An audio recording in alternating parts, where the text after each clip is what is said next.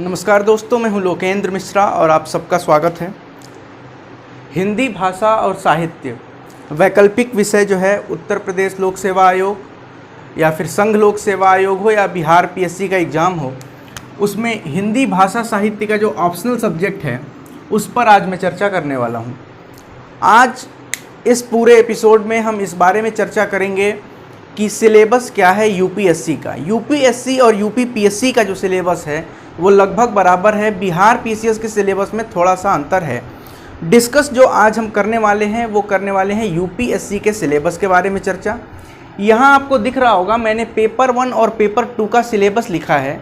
ये पूरा सिलेबस बिल्कुल भी नहीं है। ये सिलेबस का सिर्फ एक व्यू है।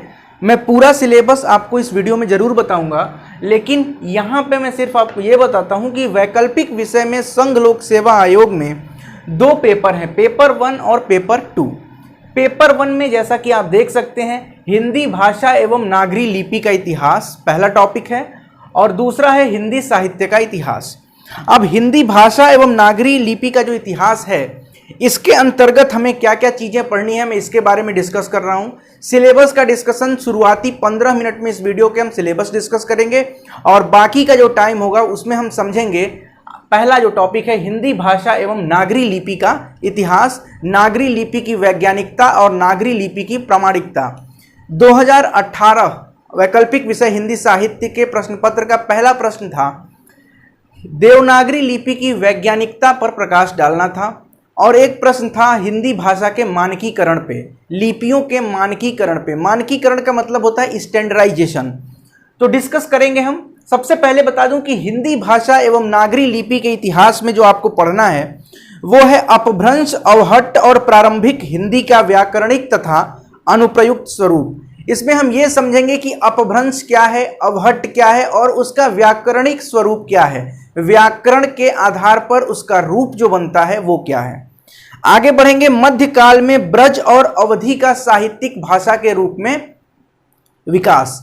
मध्यकाल यानी कि इतिहास का वह कालखंड, अगर हम इतिहास के लिहाज से बात करें तो इतिहास का वह कालखंड मध्यकाल कहलाता है। इतिहास में, हिंदी साहित्य की बात मैं नहीं कर रहा हूं, इतिहास में तो वो हम कहेंगे सल्तनत और मुगल कालीन पीरियड, सल्तनत काल और मुगल काल। उस समय में ब्रज और अवधी भाषा से संबंधित जो रचनाएं हुई उनके बारे में हम डिस्कस करने वाले हैं। ठीक है, अवधी भाषा में रामचरितमानस सबसे प्रमुख ग्रंथ है। फिर हम आएंगे सिद्ध एवं नाथ साहित्य की तरफ, जिसमें फिर हम आगे चल के संत साहित्य पढ़ेंगे, उसके बाद सूफी साहित्य भी पढ़ेंगे।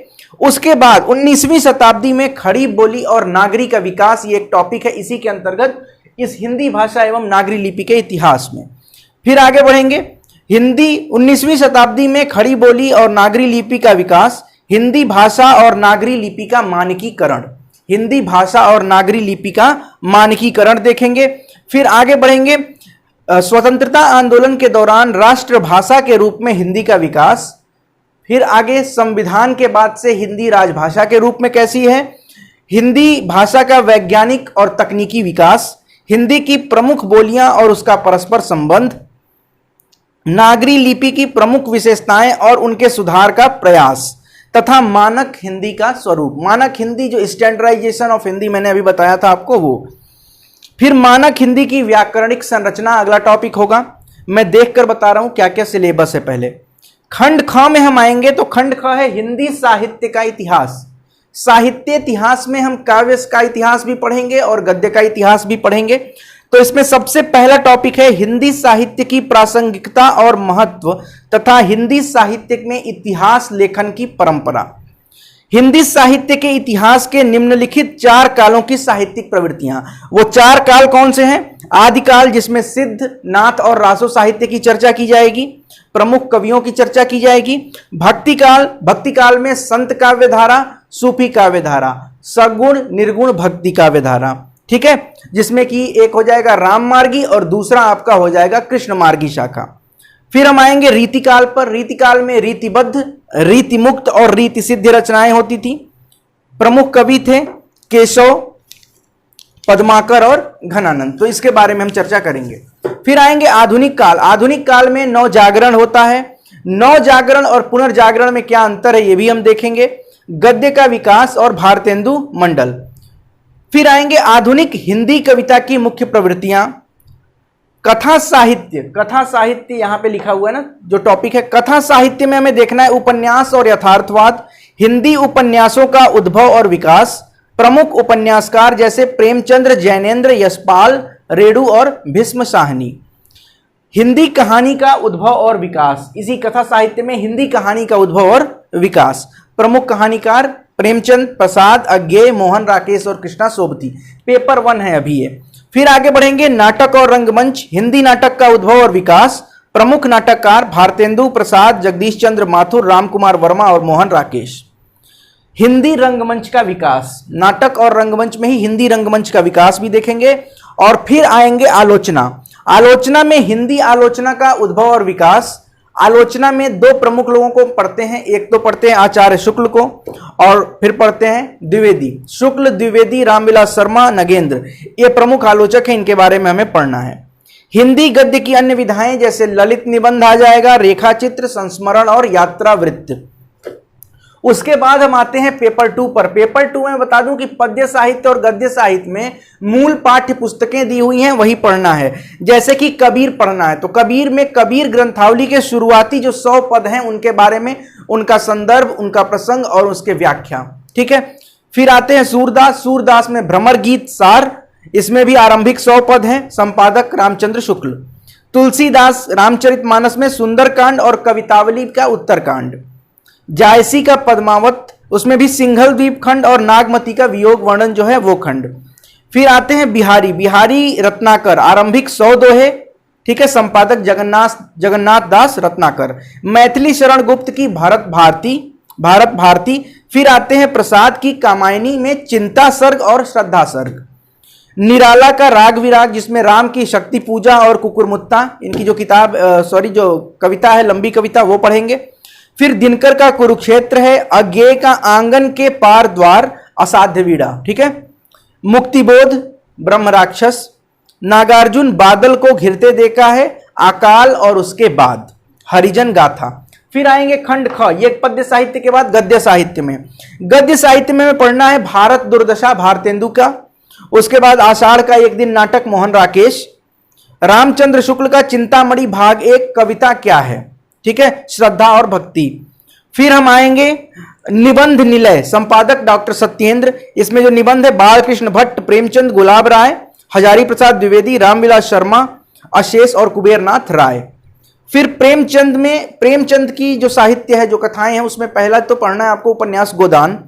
उसके बाद से प्रेमचंद्र की सर्वश्रेष्ठ कहानियां, अमृत राय इसके संपादक हैं और मानसरोवर भाग 1 की जो कहानियां हैं वो इसमें संकलित की गई हैं। फिर आएगा स्कंद गुप्त नाटक जो कि प्रसाद का है, यशपाल की दिव्या, रेणु का मैला आंचल, मन्नू भंडारी का महाभोज और राजेंद्र यादव की एक दुनिया समानांतर।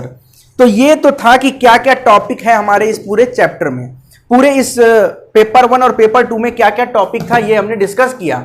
अब हम आइए देखते हैं कुछ चीजें आज समझने का प्रयास करते हैं इस वीडियो में। देखिए भाषा क्या है, यहीं से हम शुरुआत करते हैं आज के इस क्लास की। भाषा क्या है?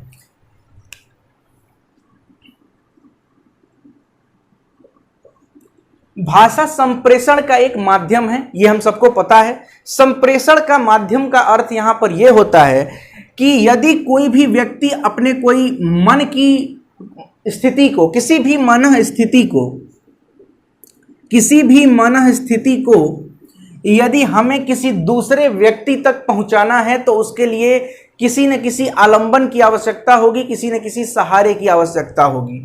वो सहारा जो हमारी मनस्थिति को किसी दूसरे तक पहुंचाए उसी को हम भाषा कहते हैं। भाषा मौखिक भी होती है, लिखित भी होती है और साथ ही साथ भाषा जो है वो सांकेतिक भी होती है।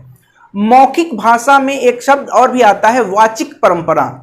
वाचिक परंपरा का मतलब होता है ऐसे कवि, वाचिक परंपरा में वो लोग आते हैं, वो कवि आते हैं जो कि मुख से बोलकर अपनी कविताएं सुनाते हों। जैसे आजकल कवि सम्मेलन हम ले लें तो कवि सम्मेलन वाचिक परंपरा का एक उदाहरण है। लिखित परंपरा का मतलब हुआ कि हम लिखें, लेकिन लिखें तो कैसे लिखें? लिखने के भी कई तरीके हो सकते हैं। जैसे आज मैंने ये लिखा मन स्थिति, इसको लिखने के लिए मैंने म का प्रयोग किया, न का प्रयोग किया, स, थ, त और मात्राओं का प्रयोग किया, यानी कि स्वर, व्यंजन इत्यादि का प्रयोग करके मैंने इसको लिखा है। ये जो लिखा गया है इसके लिए लिपि की आवश्यकता होती है, लिपि की आवश्यकता इसी के लिए होती है। अब देखिए उदाहरण के लिए आप लीजिए चाइना की भाषा, चीन की भाषा। चीन की भाषा जो है वो चित्रात्मक भाषा है। चित्रात्मक जैसे मान लीजिए कि अगर आपको बताना है सूरज, तो हमें अगर किसी को बताना है सूरज के बारे में तो हम ऐसे सूरज लिखेंगे, जबकि चीन में ऐसा कुछ नहीं होगा, वहां पे चित्र के माध्यम से बता दिया गया, ऐसा बना दिया गया, तब भी तो हम समझ लिए कि ये सूरज है। परंतु चित्रात्मक और अक्षरात्मक दोनों लिपियां अलग अलग होती हैं। लिपियों की आवश्यकता क्यों है? तो लिपियों की आवश्यकता है साहित्य और संस्कृति को संरक्षित करने के लिए। देखिए वाचिक परंपरा और लिखित परंपरा में एक यही विशेष अंतर आ जाता है। वाचिक परंपरा अगर इतिहास नहीं लिखा गया होता, अगर ये किताबें नहीं लिखी गई होती, तो हमारे पूर्वज हमें बताते, जो वो बताते वो हम सुनते और फिर आगे की पीढ़ी में हम ट्रांसफर करते रहते।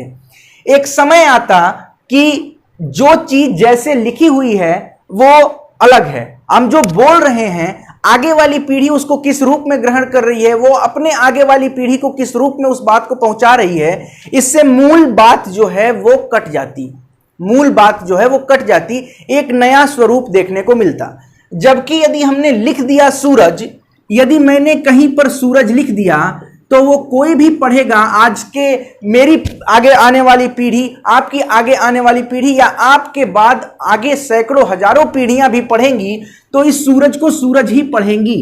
परंतु यदि ये मौखिक रहता तो ये संभव नहीं है। हो सकता है ये सूरज जाके आगे बूरज, कूरज, चूरज कुछ ऐसे बन जाता। तो साहित्य और संस्कृति के संरक्षण के लिए लिपियों की आवश्यकता पड़ी। अब प्राचीन भारत में जो लिपि थी वो दो लिपि हमें देखने को मिलती है प्राचीन भारत में। सबसे पहले आपको लिपि समझ में आ गई। लिपि क्या है भाई? तो लिपि का मतलब है एक संकेत, या तो वो चित्रात्मक हो क्या हो, अभी हम इसको डिटेल में भी डिस्कस करेंगे। प्राचीन भारत में एक लिपि थी खरोष्टी लिपि, एक लिपि थी खरोष्टी लिपि और दूसरी लिपि थी ब्राह्मी लिपि। ये दो प्रमुख लिपियां हमें प्राचीन भारत में देखने को मिलती हैं, खरोष्टी लिपि और ब्राह्मी लिपि। समय के साथ साथ खरोष्टी लिपि समाप्त होती गई और आ गई हमारे पास कौन सी? ब्राह्मी लिपि। अब ब्राह्मी लिपि में क्या था कि संस्कृत में जो भी लेखन होता था शुरुआती समय में, संस्कृत में जो लेखन होता था वो ब्राह्मी लिपि में ही होता था। अब इसके नाम को लेकर भी मतभेद है। ब्राह्मी लिपि का उद्भव कैसे हुआ, कितने वर्ष पुरानी है, कितने साल पुरानी है, इसके बारे में कोई भी एक मत हम नहीं मान सकते हैं, क्योंकि इसमें कई मत है। अब इसके नाम को लेकर ही कई मत है। कुछ लोग कहते हैं कि इस लिपि का विकास ब्रह्मा के द्वारा हुआ, अतः इसे ब्राह्मी लिपि कहा गया। कुछ लोग कहते हैं चूंकि संस्कृत में लिखा गया है इसलिए इसको ब्राह्मी लिपि कहा गया। तो नाम को लेकर भी इसमें क्या है, परेशानी है। परंतु एक बात तो तय है कि भारत में जितनी भी लिपियां हैं उनका विकास ब्राह्मी लिपि से ही हुआ है, चाहे वो भारत की कोई भी लिपि हो। ठीक है, आगे बढ़े। देखिए इसमें क्या था, ब्राह्मी लिपि की जो एक विशेषता थी, ब्राह्मी लिपि की विशेषता यह थी कि इसमें क्रम का प्रयोग होता था, क्रमानुसार था। क्रमानुसार का मतलब समझिएगा, जैसे मैंने लिखा है राम, अगर मैं लिखता हूं यहां पे राम, देखिए राम लिखा मैंने, तो इसमें एक क्रम है। हम बोल रहे हैं राम, तो र पहले आ रहा है, म बाद में आ रहा है। ठीक उसी प्रकार यदि मैंने लिखा भी है तो ये क्या है, बाद में आ रहा है। हालांकि ये नागरी लिपि है, तो मैंने लिखा भी है तो ये र पहले आ रहा है और म जो है वो बाद में आ रहा है। ठीक है। अब रोमन लिपि जो है वो फोनेटिक लिपि है। फोनेटिक में क्या होता है, अब फोनेटिक का मतलब होता है आवाज के अनुसार, उच्चारण के आधार पर है। ठीक है। और जबकि हमारी जो लिपि है देवनागरी वो सिलेबिकल लिपि है, अक्षर के आधार पर है। इसके बारे में हम डिटेल में डिस्कस करने वाले हैं। ठीक है। एशिया की जितनी भी लिपियां हैं सब की सब लिपियां अक्षरिक हैं। अब देखिए लेखन उच्चारित भाषा का स्थापन रूप है। लेखन जो है उच्चारित भाषा का स्थापन रूप है का क्या अर्थ हुआ, लेखन जो हम लिखते हैं और जो हम उच्चारण करते हैं, जो हमने उच्चारित किया उसी को यहां पर लिख दिया, यानी कि उच्चारण को हमने रिप्लेस किया है लेखन से क्रम भी वही है जैसे हमने बोला। जिस प्रकार हमने राम का उच्चारण किया उसी प्रकार हमने राम में वर्णों को भी व्यवस्थित किया है। ये वैज्ञानिकता के अंतर्गत आपको जो प्रश्न 2018 में आया था कि नागरी लिपि की वैज्ञानिकता को सिद्ध कीजिए या वैज्ञानिकता पर एक टिप्पणी लिखिए, तो उसमें एक पॉइंट हमारा ये हो जाएगा। आगे बढ़ते हैं। लिपि की आवश्यकता मैंने बता दिया क्यों है आपको, भाषा साहित्य का इतिहास वगैरह लिखने के लिए। आगे बढ़ते हैं, कुछ और बातें डिस्कस करते हैं। लिपि के प्रकार के बारे में जो मैंने बताया था थोड़ा सा वहां डिस्कस कर लेते हैं। अभी मैं सिर्फ ये बता रहा हूं, देवनागरी लिपि एक लंबी टॉपिक है, हम डिस्कस करेंगे उसको। अब लिपि क्या हो सकती है, तो पहली बात तो यह कि लिपि चित्रात्मक हो सकती है। चित्रात्मक हो सकती है, जैसे मैंने बताया चीन की जो भाषा है उसमें चित्रात्मक होता है। एक एक वर्ण के लिए, एक एक उच्चारण के लिए हमारे पास एक एक वर्ण है, परंतु वहां पे एक शब्द के लिए ही एक चिन्ह है, एक अक्षर के लिए या वर्ण के लिए चिन्ह वहां पर नहीं है। आगे जो दूसरा है वो है प्रतीकात्मक। प्रतीकात्मक, अब प्रतीकों के माध्यम से इसको दिखाया जाएगा। इसमें से जो पहला आता है वो है ध्वन्यात्मक। पहला क्या है, ध्वन्यात्मक है। ध्वन्यात्मक का मतलब होता है ध्वनि के आधार पर, जिसको हमने फोनेटिक बोला। वो कौन सा, रोमन भाषा का जो शब्द है, रोमन भाषा इंग्लिश जिसमें हम लिखते हैं, रोमन लिपि जो है इंग्लिश भाषा है, रोमन एक लिपि है, तो रोमन स्क्रिप्ट के जो वर्ड्स होंगे वो होंगे ध्वन्यात्मक। आगे बढ़ते हैं, अगला है अक्षरात्मक। अक्षरात्मक यानी कि हमारी देवनागरी। अक्षरात्मक यानी कि हमारी देवनागरी। अक्षर, एक एक अक्षर, राम लिखा तो र लिखा, फिर आ की मात्रा दी, फिर म लिखा, एक एक अक्षर हमने यहां पर लिखा है। और फिर आ जाता है संश्लिष्ट। तो संश्लिष्ट पर हमें ज्यादा ध्यान देने की आवश्यकता नहीं है। संश्लिष्ट जो है वो अरबी भाषा हो गई। अरबी भाषा के लिए जो लिपि है वो संश्लिष्ट लिपि है। देवनागरी, अक्षरात्मक में कौन सी लिपि आ गई, देवनागरी लिपि आ गई। अब देवनागरी के संबंध में भी कई प्रकार के मतभेद हैं और कई इसमें भी मत हैं। कुछ लोगों ने कहा कि ब्राह्मी से इसका विकास हुआ। यह तो बिल्कुल सही है कि ब्राह्मी से ही विकास हुआ। लगभग भारत की सभी लिपियों का विकास किससे हुआ है, ब्राह्मी लिपि से ही हुआ है। अब देखिए, संस्कृत का लेखन बाद में आगे चल के जैसे जैसे ब्राह्मी से देवनागरी में विकास होता है, तो संस्कृत का जो लेखन है वो भी देवनागरी लिपि में शुरू हो जाता है। संस्कृत का लेखन देवनागरी लिपि में। अब यहीं से एक प्रश्न उठता है और यहीं से विवादों की शुरुआत होती है। तो सबसे पहला विवाद आता है कि देवनागरी लिपि नाम, इस नाम पर विवाद है कि देवनागरी लिपि का नाम देवनागरी ही क्यों हुआ। देवनागरी,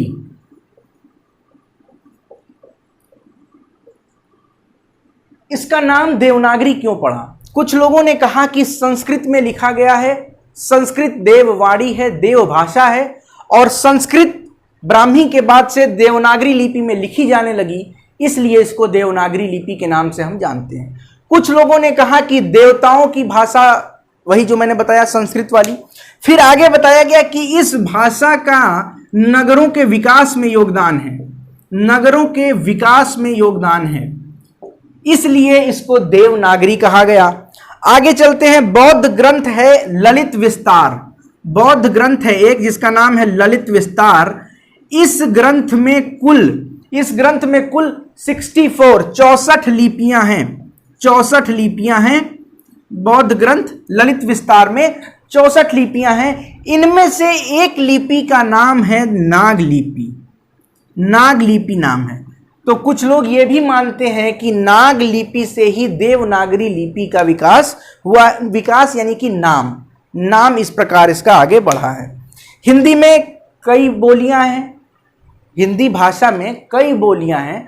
अभी सामान्यतः हम देखें तो हिंदी भाषा की जितनी भी बोलियां हैं, लगभग सभी बोलियां देवनागरी लिपि में ही लिखी जाती हैं। देवनागरी लिपि में लिखी जाती हैं। अब यदि सभी बोलियां देवनागरी लिपि में लिखी जाती हैं तो हमें आगे जो पढ़ना है वो पढ़ना है देवनागरी लिपि के मानकीकरण के बारे में। अब सबसे पहले हिंदी की लगभग सभी बोलियां नागरी लिपि में लिखी जाती हैं, क्लियर हो गया। यहां से एक समिति है, मानक देवनागरी बनाने के लिए समिति का निर्माण हुआ, और सबसे पहली समिति थी काका कालेकर समिति। काका कालेकर समिति।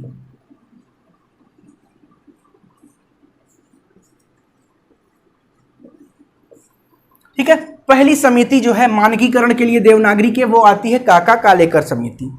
संघ की राजभाषा है, संविधान में ये लिखा है कि हिंदी संघ की राजभाषा है। अब सोचा जाने लगा कि क्या देवनागरी लिपि अखिल भारतीय लिपि बन सकती है? जैसे तमिल भाषा है, मलयालम है, कन्नड़ है, तेलुगु है, इनकी अलग लिपियां हैं। क्या ऐसा किया जा सकता है कि देवनागरी लिपि में तमिल, तेलुगु या मलयालम को लिखा जाना चाहिए? इसके बारे में चर्चा शुरू हुई। हिंदी राजभाषा के रूप में संविधान के बनने के बाद से अंगीकृत की गई। राष्ट्रभाषा नहीं, मैं राजभाषा बोल रहा हूं, ध्यान दीजिएगा। काका कालेकर समिति ने जो पहला सुझाव दिया वो था 12 खड़ी का प्रयोग करना। 12 खड़ी का प्रयोग करना। 12 खड़ी क्या है मैं बता रहा हूं आप लोगों को। इन्होंने कहा 12 खड़ी का प्रयोग किया जाए। जैसे अ लिखा मैंने, अगली मात्रा आ की है तो इसको हम अ के बाद आ लिखें। ई लिखना है तो हम ई ऐसे लिखेंगे, बड़ी ई वाला लिखना है तो ऐसे लिखेंगे। इसको हम कहते हैं 12 खड़ी। तो काका कालेकर समिति की जो पहला प्रस्ताव था वो था कि 12 खड़ी का प्रयोग किया जाए। इनका जो दूसरा प्रस्ताव था वो शिरोरेखा से संबंधित प्रस्ताव है। शिरोरेखा क्या होता है? शिरोरेखा क्या होती है? तो देखिए मैंने यहां पर लिखा भारत। भारत लिखने के बाद ये जो मैंने ऊपर लाइन खींची है, इस लाइन को हम कहते हैं शिरोरेखा। सिर के ऊपर जो रेखा है शिरोरेखा। ये शिरोरेखा के बारे में इन्होंने कहा कि शिरोरेखा की कोई जरूरत नहीं है, बिना शिरोरेखा के भी हम लिख सकते हैं। तो दूसरा था कि शिरोरेखा नहीं। शिरोरेखा नहीं का मतलब अगर हमें राम लिखना है तो बस ऐसे लिख के छोड़ दिया राम, ये ऊपर से शिरोरेखा देने की जरूरत नहीं है। दूसरी समिति बनती है लिपि सुधार के लिए।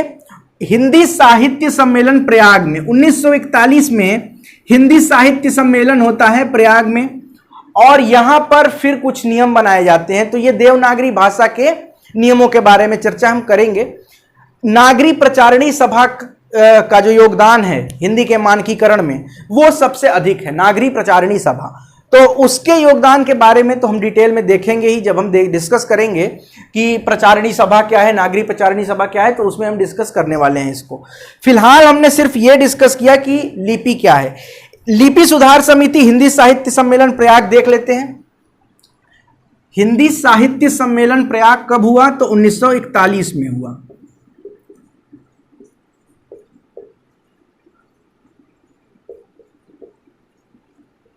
हिंदी साहित्य सम्मेलन प्रयाग 1941। इसमें क्या किया गया? लिपि सुधार समिति बनाई गई। देवनागरी लिपि के सुधार के लिए एक समिति बनाई जाती है 1941 में, जिसे हम लिपि सुधार समिति के नाम से जानते हैं। 3-4 प्रमुख प्रस्ताव थे इसके, जो इसने सुझाव सजेस्ट किया था वो मैं आपको बताता हूं। पहला इन्होंने बताया कि मात्राओं को मात्रा या फिर रेफ इनको क्रम में लिखा जाए, क्रमानुसार लिखा जाए, ऊपर नीचे न लिखा जाए, क्रमानुसार लिखा जाए। समझिएगा क्रमानुसार लिखने का मतलब क्या है। जैसे हमें लिखना है धर्म तो हम ऐसे धर्म लिखते हैं, जबकि इस समिति का सुझाव था कि धर्म में म के ऊपर जो हम र लगा रहे हैं, रेफ लगा रहे हैं, ये ऐसे न लगाकर हम ऐसे लिखें, ध फिर ऐसे र और फिर ये म। इन्होंने ये क्यों सुझाव दिया? ये सुझाव देने के पीछे कारण ये है कि आप धम्र पढ़ेंगे या धर्म पढ़ेंगे, ये दिक्कत ना हो। तो र यदि म से पहले ही लिख दिया गया, इसका मतलब है ध के जस्ट बाद र का उच्चारण और र के बाद म का उच्चारण करना है। उच्चारण संबंधी त्रुटियों को समाप्त करने के उद्देश्य से 1941 हिंदी साहित्य सम्मेलन प्रयाग में लिपि सुधार समिति ने मात्राओं को क्रमानुसार लिखे जाने की वकालत की। आगे बढ़ते हैं, शिरोरेखा के बारे में चर्चा। देखिए इसके पहले कालेकर समिति ने शिरोरेखा चर्चा के बारे में क्या कहा? कालेकर समिति ने शिरोरेखा के बारे में सिर्फ और सिर्फ इतना कहा कि शिरोरेखा नहीं रहनी चाहिए। ये कालेकर समिति के अपने विचार थे। ठीक है, हम आगे बढ़ते हैं। हिंदी साहित्य सम्मेलन प्रयाग, इन्होंने दूसरा कहा कि जो शिरोरेखा है उसको वैकल्पिक बना दिया जाए। शिरोरेखा को इन्होंने वैकल्पिक बनाने पर प्रयास किया, वैकल्पिक बनाने का प्रयास किया। शिरोरेखा यही है ना, मैंने बताया ऐसे भारत लिखा हमने, ये शिरोरेखा है, ये शिरोरेखा हम दें या न दें इससे कोई असर न पड़े, ये इन्होंने कहा था। तीसरा इन्होंने बनाया कि ई की मात्रा को लेकर, तीसरा जो था वो ई की मात्रा को लेकर, ये छोटी ई जिसको हम बोलते हैं ह्रस्व ई, इसकी मात्रा को लेकर इन्होंने एक सुझाव दिया। जैसे हम लिखते हैं किया, ठीक है, इन्होंने कहा कि क के बाद ई का उच्चारण हो रहा है तो ये मात्रा पहले क्यों, हम इसको ऐसे लिखेंगे किया। एक सुझाव इनका ये था। फिर आगे बढ़ते हैं, इनका सुझाव था कि संयुक्त व्यंजनों में र को पूरा लिखा जाए, संयुक्त व्यंजनों में र को पूरा लिखा जाए। इसका क्या मतलब हुआ, संयुक्त व्यंजनों में र को पूरा लिखना। चौथा पॉइंट है संयुक्त व्यंजनों में, संयुक्त व्यंजनों में र, याद रखिएगा सिर्फ र के बारे में कहा जा रहा है, र को पूरा लिखना। जैसे हम प्रेम लिखते हैं तो ऐसे लिखते हैं प्रेम, इन्होंने कहा ऐसे नहीं बल्कि प को आधा लिखो, र को पूरा लिख के म, ऐसे प्रेम लिखा जाए, इस पर इन्होंने बल दिया। यानी कि र को पूरा लिखना है जहां भी संयुक्त व्यंजन का प्रयोग हो रहा है, लिपि सुधार समिति का ये मानना था। फिर आता है आगे आचार्य नरेंद्र देव समिति, 1947 भारत आजाद, और अब आता है आचार्य नरेंद्र देव समिति। ये देवनागरी लिपि के मानकीकरण के लिए प्रयास किए जा रहे हैं, मैं वो बता रहा हूं, देवनागरी लिपि के मानकीकरण के लिए जो प्रयास हुए हैं, ठीक है। ये पहला लेक्चर है, हम आगे डिस्कस करेंगे। सबसे पहले जो कल शुरुआत हम लोग करेंगे वहां पे हम लोग अपभ्रंश और अवहट्ट से ही शुरुआत करेंगे। आज कुछ इंट्रोडक्शन की क्लास है, इसमें मैं बता देता हूं। तो क्या था, आचार्य नरेंद्र देव समिति थी ना, आचार्य नरेंद्र देव समिति, आचार्य नरेंद्र देव समिति, आचार्य नरेंद्र देव समिति 1947 में बनी। इस समिति ने प्रमुख रूप से दो विचार रखे। पहला विचार इनका था कि संयुक्त व्यंजनों को निकालना, यानी कि जो संयुक्त व्यंजन है क्ष, त्र, श्र, द्य, इनको हिंदी वर्णमाला से निकाल देना चाहिए। और दूसरा, ये कंफ्यूज थे ध और भ के स्वरूप के रूप में कि इनके ऊपर शिरोरेखा होगी या फिर हम भ ऐसे लिखेंगे या भ ऐसे लिखेंगे। इसके बारे में कंफ्यूजन जो था वो आचार्य नरेंद्र देव समिति को इसके बारे में प्रस्ताव उन लोगों ने दिया। फिर जो प्रमुख समिति आती है उसके बारे में हम आज डिस्कस नहीं करेंगे। नागरी प्रचारिणी सभा के बारे में हम डिस्कस करेंगे डिटेल में, क्योंकि नागरी प्रचारिणी सभा जो थी उसने हिंदी राजभाषा के लिए काफ़ी कार्य किया, इसके मानकीकरण के लिए काफ़ी कार्य किया। देखिए, भाषाओं के विकास के रूप में हम रूप को हम 3 चरणों में देख सकते हैं। पहली चीज, किसी भी भाषा के विकास के रूप में जो पहला पार्ट होता है वो होता है भाषा की एक बोली होगी। कोई ना कोई भाषा है तो पहले वो एक बोली हो सकती है कि कोई बोली रही हो। बोली के बाद से वो जो तय करेगी एक दूरी, वो भाषा के रूप में तय करनी चाहिए। और तीसरी जो उसकी जर्नी होगी उसको हम कहेंगे मानकीकरण, मानकीकरण, स्टैंडर्डाइजेशन। मानकीकरण का मतलब होता है एक स्टैंडर्ड सेट करना। देखिए, जब तक बोली है तब तक एक ऐसी नदी है जो कहीं भी बह सकती है, कहीं भी जा सकती है। जैसे ही भाषा का मानकीकरण हुआ उसमें एक स्थिरता आने लगती है। सबसे प्रमुख चीज जो है मानकीकरण की वो स्थिरता है। समझिए स्थिरता कैसे है, आपने एक मानक बना दिया कि अब यही लाइन है, इसी लाइन पर चलना है, ऐसे ऐसे नियम है हिंदी के लिए। इससे क्या हो, स्थिरता आ गई। परंतु क्या मानकीकरण नहीं होगा तो उसके नुकसान नहीं है। मानकीकरण न होने के अपने अलग नुकसान हैं। हिंदी की देवनागरी लिपि को जब हम लोग ये सोच रहे हैं, जब कोई भी व्यक्ति ये सोच रहा है कि अखिल भारतीय लिपि के रूप में इसका प्रयोग किया जाए, तो इसके मानकीकरण की आवश्यकता पड़ती ही है। और उसी के लिए हमने देखा कि कुछ समितियां बनी, कुछ सुझाव वगैरह आए। अब हम बात करते हैं देवनागरी लिपि की विशेषताओं के बारे में। कुछ बातें आज कर लेते हैं, फिर जैसे ही चैप्टर आगे बढ़ेगा, जैसे ही हम डिटेल में इस पोर्शन पे आएंगे तो और भी कई चीजें इसमें डिस्कस करने को रह जाएंगी। 2018 में प्रश्न आया देवनागरी लिपि की विशेषताओं के बारे में टिप्पणी करने के लिए। देवनागरी लिपि की विशेषताएं, इसमें जो हम पहला पॉइंट लिखेंगे वो लिखेंगे वैज्ञानिकता।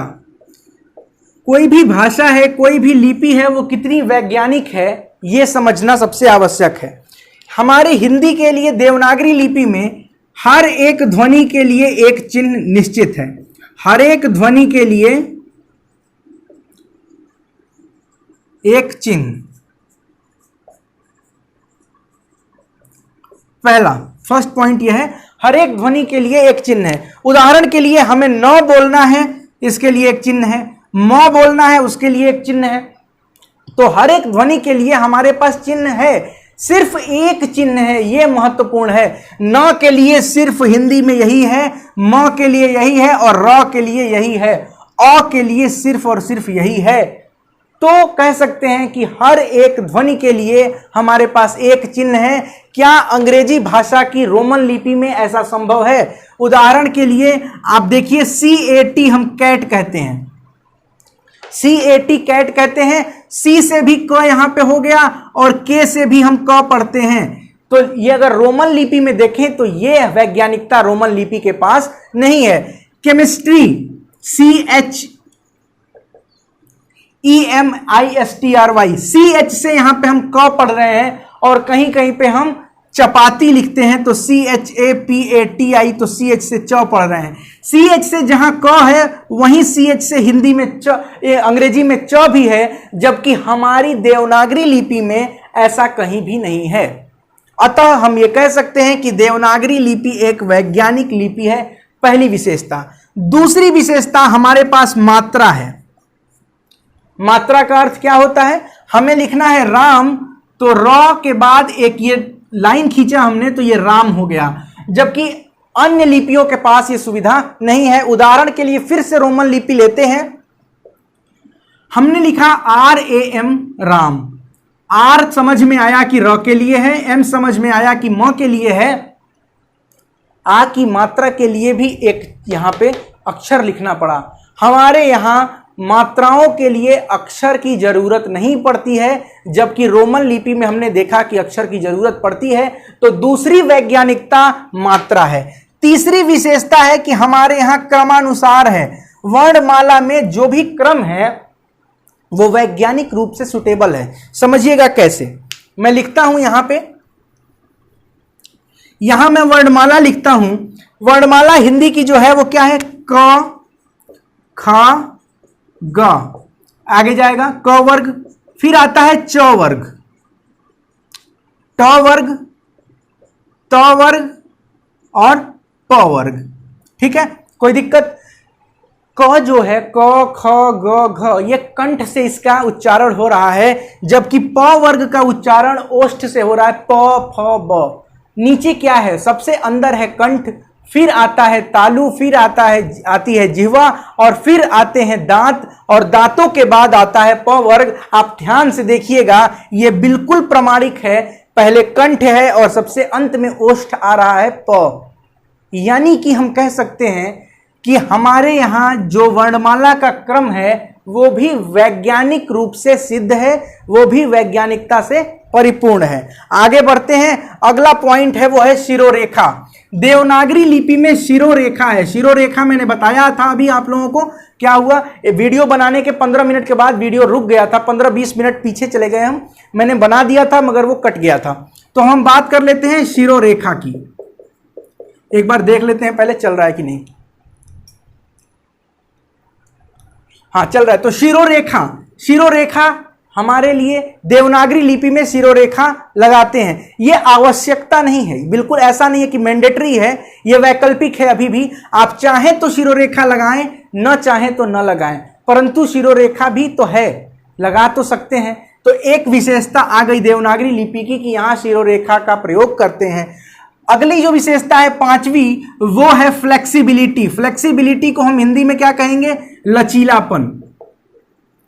लचीलापन है देवनागरी लिपि में। लचीलापन इन द सेंस कि हम अन्य भाषाओं के शब्दों या ध्वनियों को भी हिंदी भाषा में उसी सहजता के साथ प्रयोग करते हैं जैसे हम हिंदी के अक्षरों का या वर्णों का प्रयोग करते हैं। फिर से सुनिएगा, अन्य भाषाओं या लिपियों के वर्णों और अक्षरों का प्रयोग हिंदी की भाषा और लिपि में हम उसी प्रकार करते हैं, उसी सहजता के साथ करते हैं जिस सहजता से हम हिंदी के वर्णों या अक्षरों का प्रयोग हिंदी भाषा में करते हैं। उदाहरण के लिए कुछ फारसी वर्ण देखते हैं, कुछ अक्षर देखते हैं, जैसे कि फ के नीचे नुक्ता लगा है, ज, फिर आता है क, ग। ये जो है फ, ज, क, ग, ये फारसी भाषा के फारसी लिपि से लिए गए शब्द हैं और अक्षर हैं। देखिएगा हमारे यहाँ हिंदी में फ है, फ नहीं है, ज है, ज नहीं है, क है, क नहीं है, परंतु हम हिंदी में भी इनका प्रयोग करते हैं। ये देवनागरी लिपि के लचीलापन और सहजता और सहज ग्राह्यता को सूचित करता है। ठीक है, जैसे कि हम लिखते हैं गजल, तो गजल में हम ग के नीचे भी नुक्ता लगाते हैं और ज के नीचे भी नुक्ता लगाते हैं, तभी ये गजल न होके गजल होता है, ग ज ल। तो यानी कि एक विशेषता हो गई देवनागरी लिपि की ये भी। अब देवनागरी लिपि की मैंने जो 5 विशेषताएं बताई हैं, मैं एक डायग्राम में उसको दिखा देता हूं और बस आपको उतना याद रखना है। फिर जैसे जैसे चैप्टर आगे बढ़ेगा तो हम अपभ्रंश, अवहट्ट और तमाम चीजों के बारे में डिस्कस करेंगे। तो देखिए क्या था देवनागरी लिपि की विशेषताएं।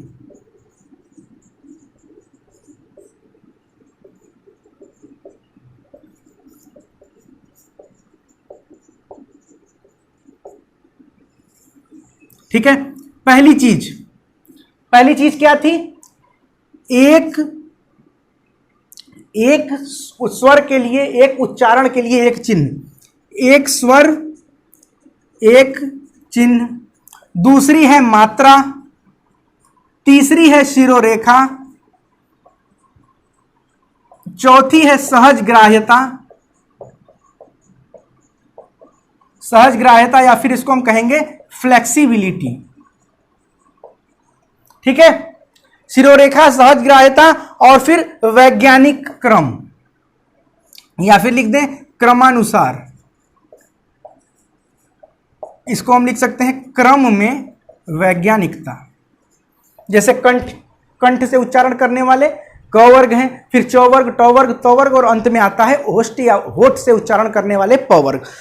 तो आज के इस पूरे वीडियो में हमने क्या क्या चीजें समझी? हमने समझा Hindi optional, Hindi literature, Hindi language and literature optional में क्या क्या चीजें पढ़नी है उसके बारे में पूरा डिटेल में डिस्कस किया हमने। उसके अलावा हमने देखा कि भाषा क्या है, लिपियां क्या हैं, हिंदी भाषा में मानकीकरण के प्रयासों के बारे में हमने कुछ समझा। नागरी प्रचारिणी सभा को छोड़कर, वो अलग से डिस्कस करेंगे। फिर हमने लिपि की विशेषताएं देखी। आशा करता हूं आपको ये वीडियो पसंद आया होगा। अगर अच्छा लगता है तो लाइक करें, कमेंट करें, शेयर करें, चैनल को सब्सक्राइब करें, टेलीग्राम चैनल से भी जरूर जुड़ें। आपके जो भी डाउट्स हों वो कमेंट सेक्शन में नीचे लिखिएगा, मैं उनको सॉल्व करने की कोशिश करूंगा। सिलेबस से रिगार्डिंग कोई भी डाउट हो, स्टडी मटेरियल से रिगार्डिंग कोई भी डाउट हो, आप मुझसे पूछ सकते हैं। एक बात और बता दूं, मैंने किताबों की लिस्ट इसलिए नहीं दी कि जो मूल पाठ्य पुस्तक है वो तो मैंने बता ही दिया, इसके अलावा एनसीईआरटी से कुछ पार्ट, इग्नू के कुछ मटेरियल्स, ये पर्याप्त होंगे। आशा करता हूं आपको ये सारी चीजें समझ में आएंगी। बहुत बहुत धन्यवाद। Thank you so much.